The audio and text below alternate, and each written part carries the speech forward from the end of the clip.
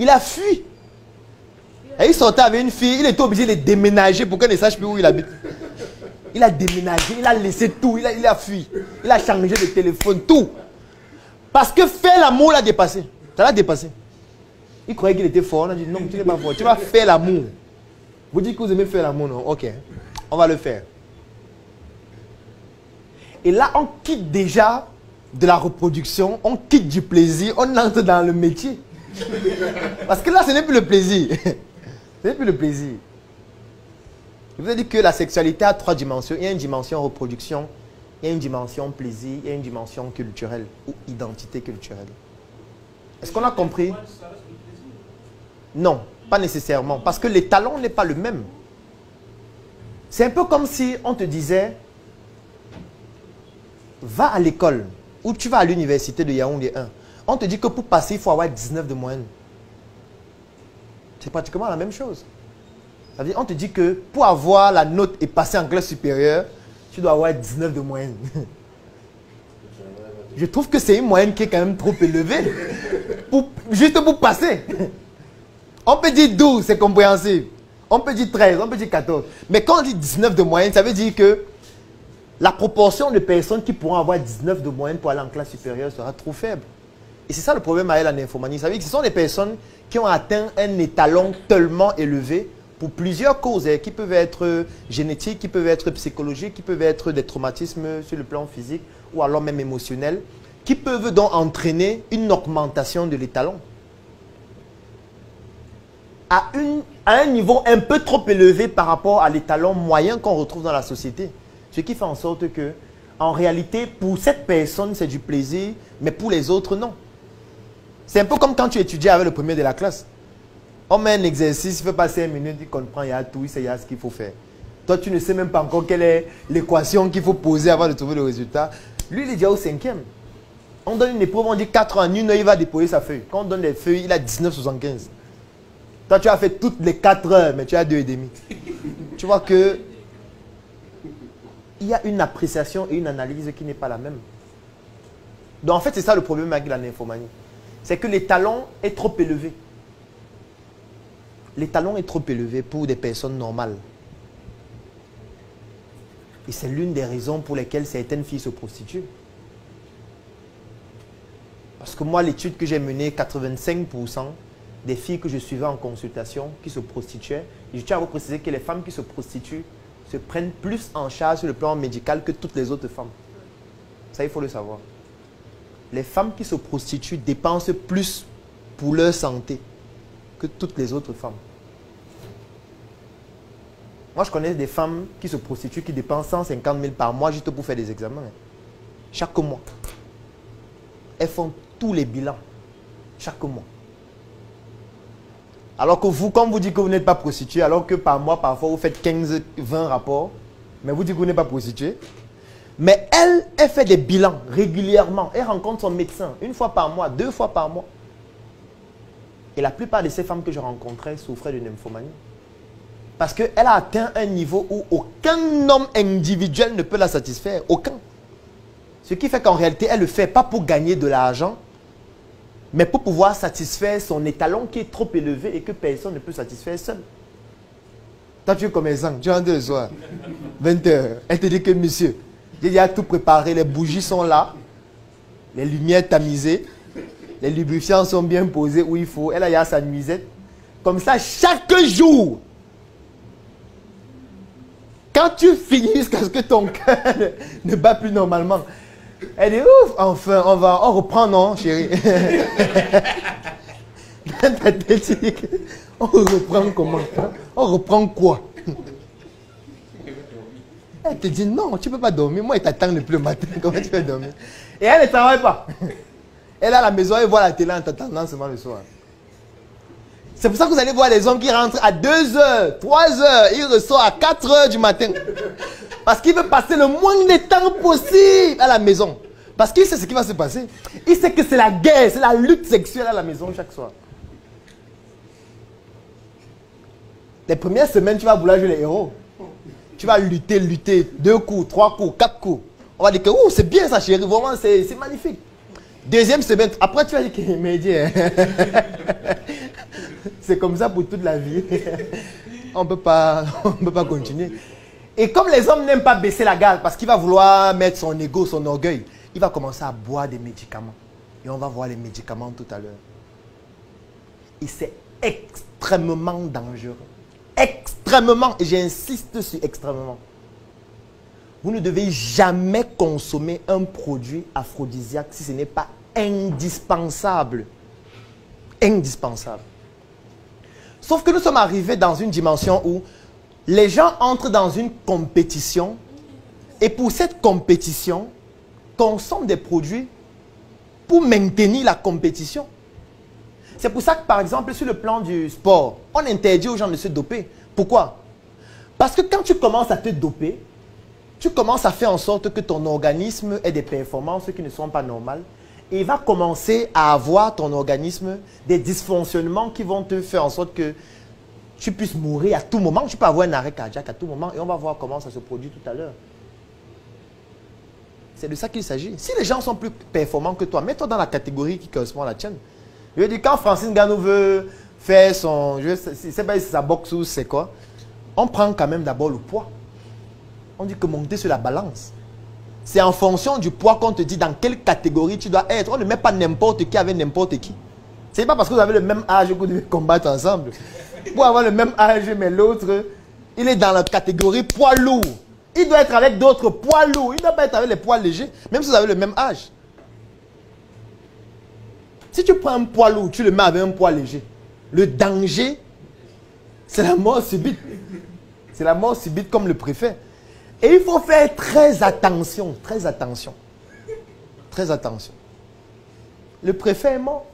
Je ne sais pas si c'était le sous-préfet ou le préfet. Mais il est mort et il n'est pas le seul. Et vous allez voir le programme des obsèques, on va dire mort d'une courte maladie. Quelle courte maladie? Donnez le nom de la maladie. Quand on prend un poids léger qui a déjà 80 ans, on le met avec un poids lourd qui a 26 ans. Qu'est-ce qu'on attend? Qu'ils vivent. Donc c'est donc ça l'étalon du plaisir. Il est très important de pouvoir évaluer son étalon. Donc c'est un exercice que je vous demande ou que je vous recommande de faire. Évaluez votre étalon du plaisir et identifiez les personnes qui correspondent à votre étalon. Parfois pour identifier, ça peut passer par un test. Et le test, ça peut être un rapport sexuel. Et si vous vous rendez compte que ce rapport sexuel-là n'est pas de votre niveau, c'est le temps de stopper. Parce que ça ne sert à rien de mourir pour le sexe. Sincèrement. Je vois que vous êtes des entrepreneurs valeureux.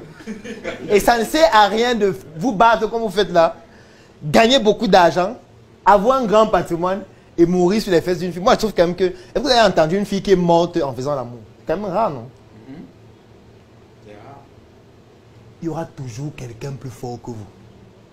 Il faut retenir ça. Même si tu es fort n'importe comment, il y aura quelqu'un qui est un peu plus fort. Toujours.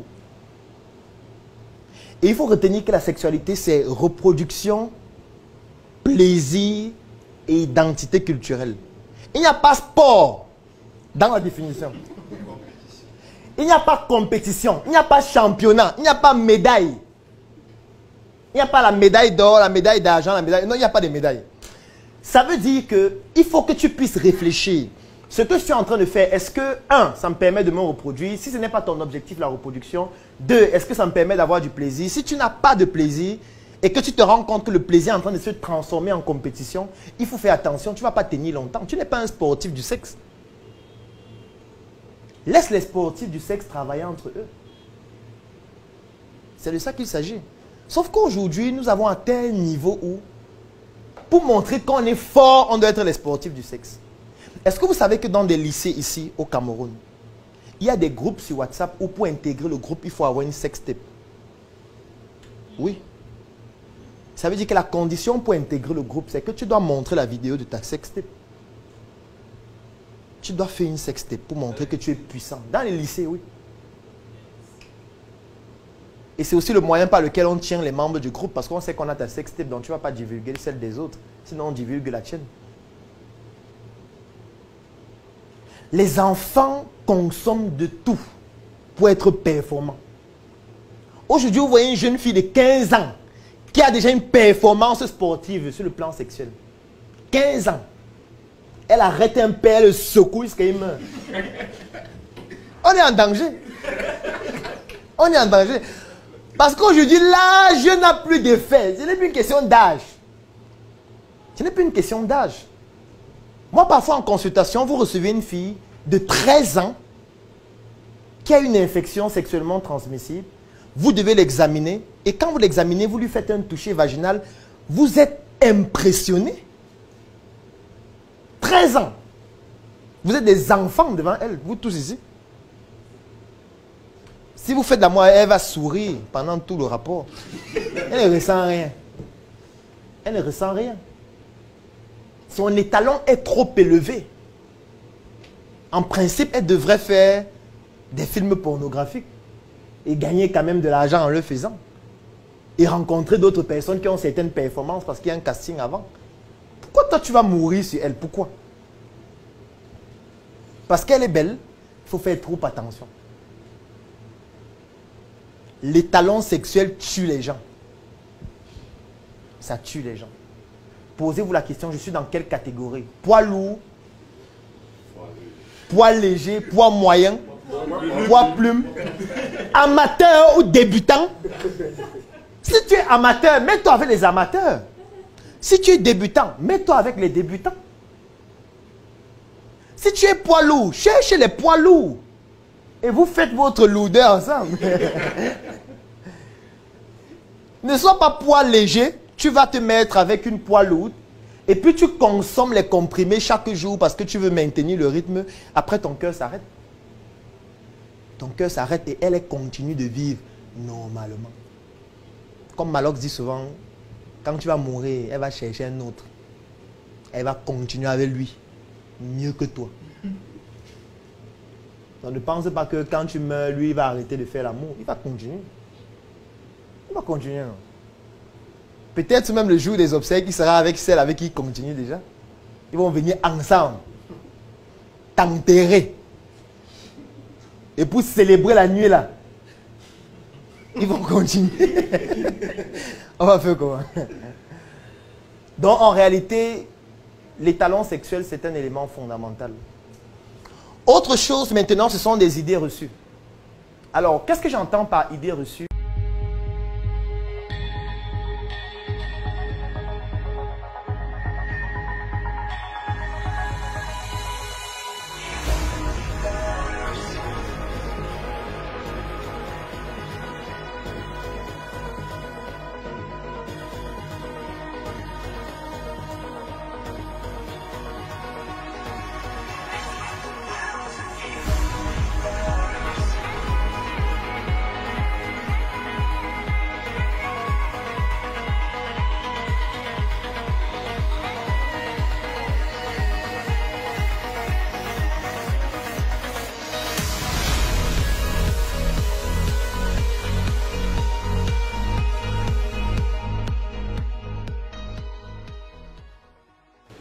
Alors aujourd'hui, effectivement, on va aborder une thématique assez particulière qui a trait à deux mots-clés, notamment la sexualité et l'entrepreneuriat.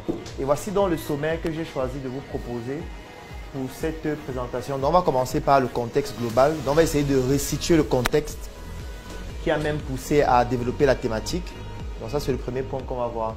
Ensuite, on va essayer de voir les conséquences des éléments que nous allons développer dans le contexte. Après les conséquences, on va parler de la physiologie. Là, c'est très important. Il y a certaines expressions qui seront techniques, mais on va y aller progressivement afin que chacun puisse comprendre au moins l'essence de la physiologie en ce qui concerne la sexualité globalement. Ensuite, on va parler de la physiopathologie, c'est-à-dire l'explication des phénomènes anormaux. Et c'est de la physiopathologie donc que va découler les opportunités. Parce que comme on dit toujours en entrepreneuriat, problème égale opportunité. Donc, il faut d'abord identifier le problème. Pour bien comprendre les problèmes, il faut savoir comment le fonctionnement normal est. Donc, le fonctionnement normal, ça s'appelle la physiologie. L'explication des phénomènes anormaux, ça s'appelle la physiopathologie. Et dès qu'on comprend comment les phénomènes anormaux fonctionnent, on peut dénicher les opportunités qui seront dans les solutions qui viendront résoudre ces problèmes-là. Est-ce que jusque-là, on comprend? Donc, voilà un peu globalement le sommet. Donc, je vais reprendre. On va présenter le contexte. Après le contexte, on va voir les conséquences. Après les conséquences, on va voir la physiologie. Après la physiologie, ce sera la physiopathologie. Et enfin, ce sera les opportunités. J'offre 3 mois d'accompagnement sur mesure gratuitement à tous les membres de la Startup Academy. La Startup Academy, c'est cette initiative qui a vu le jour en 2016 et qui est basée sur un trépied que nous appelons le trépied idéologique qui comporte la sensibilisation en ce qui concerne l'entrepreneuriat, la formation sur tous les métiers et les secteurs d'activité qui tournent autour des opportunités d'affaires et enfin l'investissement dans des projets. Que vous soyez un débutant, un étudiant, un entrepreneur ou alors toute personne qui est intéressée par les affaires, durant cet accompagnement qui va durer 3 mois et qui est entièrement gratuit, vous allez bénéficier de notre retour d'expérience, de notre visibilité et surtout de nos stratégies qui vont permettre à votre projet de pouvoir décoller. Je vais laisser un lien dans la description de cette vidéo et en commentaire. Vous cliquez dessus, vous remplissez le formulaire pour pouvoir bénéficier en exclusivité de cet accompagnement gratuit sur mesure par rapport à votre activité qui va durer 3 mois. Rendez-vous à la Startup Academy.